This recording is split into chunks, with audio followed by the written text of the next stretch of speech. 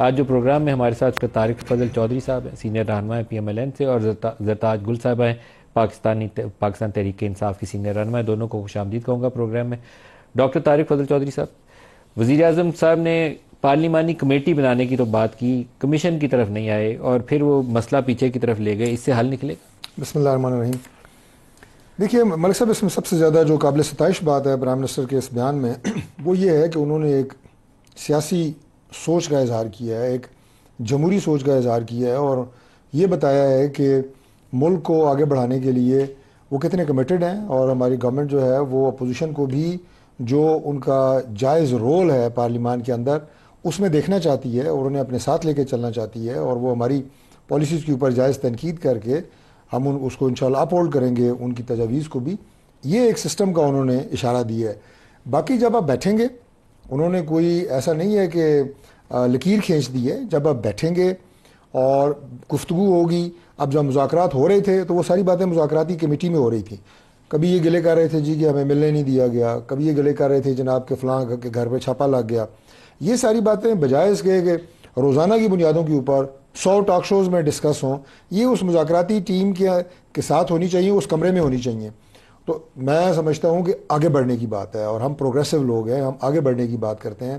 جو آپ نے اپنے ابتدائیہ گفتگو میں کہا کہ پیچھے در پیچھے تو جتنا بھی جائیں گے، یقیناً وہ سپریم کورٹ کا حملہ بھی اور وہ پچھلا دھرنا بھی اور وہ ساری چیزیں گو کہ ان میں بہت ساری چیزیں عیاں ہو چکی ہیں، پوری قوم کو پتہ ہے، اس میں کوئی شک نہیں ہے۔ لیکن اس وقت ضرورت اس بات کی ہے کہ بجائے آپس میں ضد، انا اور اپنے تکبر کے بت کے اندر اپنے آپ کو ہم بند کر لیں، ہم کھلے دن کھلے ذہن کے ساتھ، جس کا مظاہرہ آج پرائم منسٹر نے کیا ہے، لیکن آپ کہہ رہے ہیں بیان کی حد تک کہہ رہے ہیں عمل نہیں کر رہے، آپ بیان کی حد تک کہہ رہے ہیں عمل نہیں کر رہے، اس کے اوپر نہیں عمل بالکل کریں گے۔ زرتاج بی بی سے بھی پوچھتے ہیں، زرتاج یہ پرائم منسٹر نے جو 7 نئی کنڈیشنلٹیز اٹیچ کی، آپ کے خیال میں اس کو ساتھ لیتے ہوئے آگے بڑھا جا سکتا ہے؟ تھینک یو ملک صاحب، تھینک یو فار انوائٹنگ می۔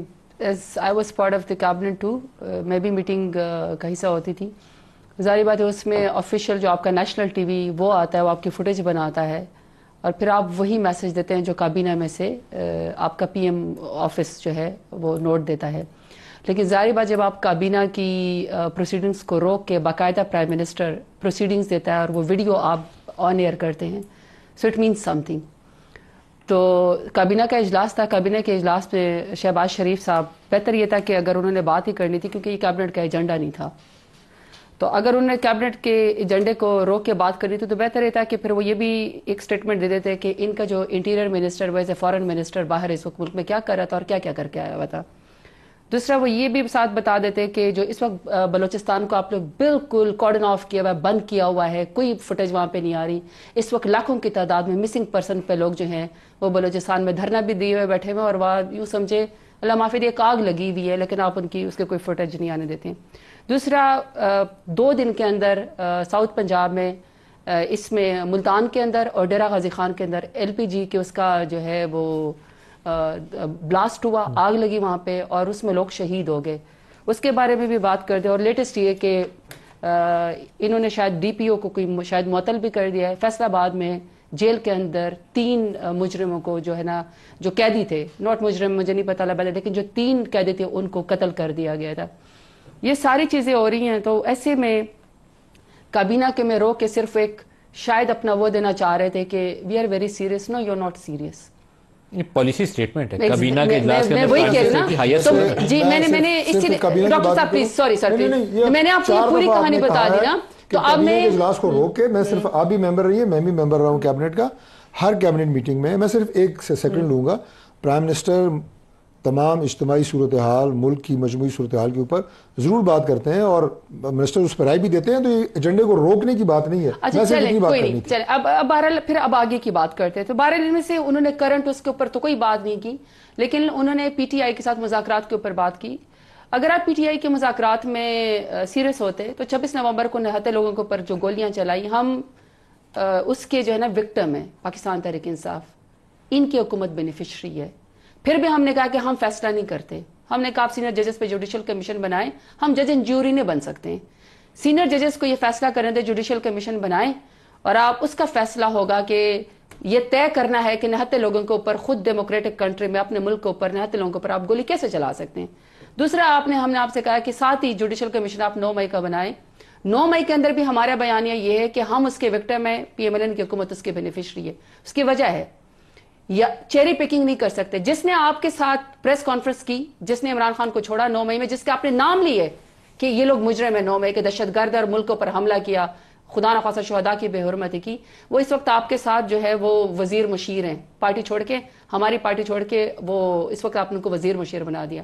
ہم جنہوں نے عمران خان کا ساتھ دیا, آج بھی میں کورٹ سے آ رہی ہوں, کل بھی میرا اڈیالہ جیل میں ٹرائل چل رہا تھا, منڈے کو بھی میری پیشی ہے, ڈی جی خان میں آج بھی میری پیشی تھی, میرے گجرانوالہ بھی پیشی تھی, جدھر میں گئی بھی نہیں ہوں 9 مئی کو, لیکن آپ نے مجھے مجرم بنا دیا کیونکہ میں نے عمران خان کا ساتھ نہیں چھوڑا, اور میں نے نہیں چھوڑنا.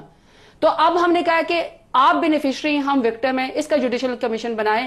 ہم اور آپ فیصلہ نہیں کرتے, ہم 2 پارٹیاں ہیں, اس کا جوڈیشل کمیشن بنائے. اور دوسرا ہم نے آپ سے کہا کہ جو ہمارے لیکن وزیر اعظم نے کہا 2014 والا دھرنا جو ہے اس کو بھی ساتھ دیکھتے ہیں اور 2018 کے الیکشن کو بھی دیکھتے ہیں, تو پھر دونوں کو دیکھ لینے دیں. نہیں, پھر وہی بات ہے نا, جو ہماری کمیٹی بنی تھی, اسپیکر صاحب اس کے اندر بیٹھے ہوئے ہوتے تھے.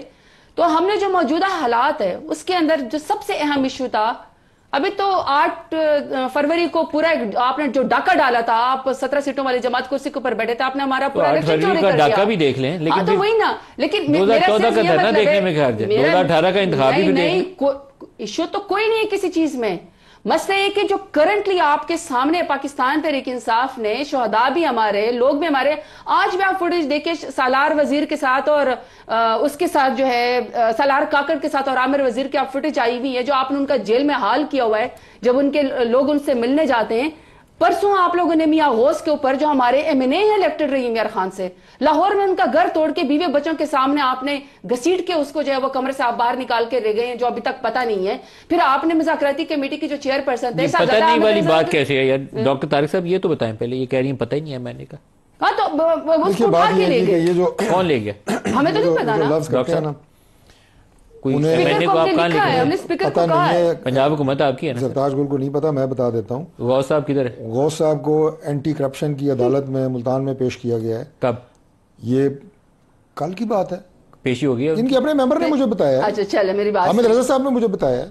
اچھا یہ تو جب ہم پیشی ہو گئی, اینٹی کرپشن نے پکڑا ہے. اینٹی کرپشن نے پکڑا ہے. کس کیس میں؟ اب مسئلہ یہ ہے کہ دیکھیں, میں اینٹی کرپشن کا ڈی جی تو نہیں ہوں کہ مجھے پتا ہو کس کیس میں پکڑا ہے, لیکن میں ایک بات آپ کو دروازہ توڑ کے بیوی بچوں کے سامنے گھسیٹنا لازمی تھا. وہ تو میاں غوث کی بات آپ کر رہی ہیں, آپ نے تو مریم نواز کے پرسنل بیڈ روم کا دروازہ توڑا تھا.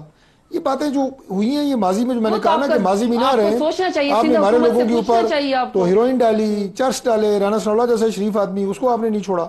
اس کو گھسیٹ کے کس طرح آپ نے گاڑی سے اٹھا کے نیچے پھینکا. بیلنس کر رہے ہیں کیونکہ مریم نواز کے کمرے کا دروازہ توڑا گیا تھا, وہ بھی قابل مذمت تھا, تو اس لیے اس کو بھی بیوی بچوں کے سامنے پکڑنا ضروری تھا. میں تو موجودہ حالات کی بات کر رہی ہوں کہ یہ سیریس ہی نہیں ہے مذاکرات. آگے چلنے کی بات, آپ دونوں کا مقابلہ منفی چیزوں کے اوپر ہی ہے, پھر پازیٹیوٹی کوئی نہیں ہے. پازیٹیوٹی تو یہ ہوتی ہے کہ آپ دونوں مذاکراتی میز پہ بیٹھتے اور حل نکال دیتے.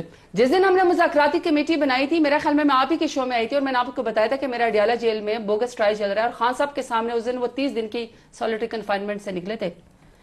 موت کی چکی والوں کو بھی آزادی ہوتی تھی کہ وہ باہر جا کے چہل قدمی کر سکے. خان صاحب کی ایکسرسائز مشین بنتی, بیگم سے اور بچوں سے فون پہ یا ملنا ان کا بنتا, ان کو جو اخبار نہیں پڑھنے دیتے, ٹی وی نہیں دیکھنے دیتے, باہر نہیں نکلنے دیتے تھے, آئسولیشن میں رکھا ہوا تھا. اس کے باوجود بھی خان نے مذاکراتی کمیٹی بنائی. ان کا یہ بنتا تھا کہ یہ لوگ مذاکراتی کمیٹی کو جواب دینے کے بجائے, اس میں یہ ساری چیزیں ڈسکس کرنے کے بجائے, ان کا بنتا تھا کہ یہ صاحبزادہ حامد رضا صاحب کے مدرسہ اور گھر کے اوپر حملہ کرتے.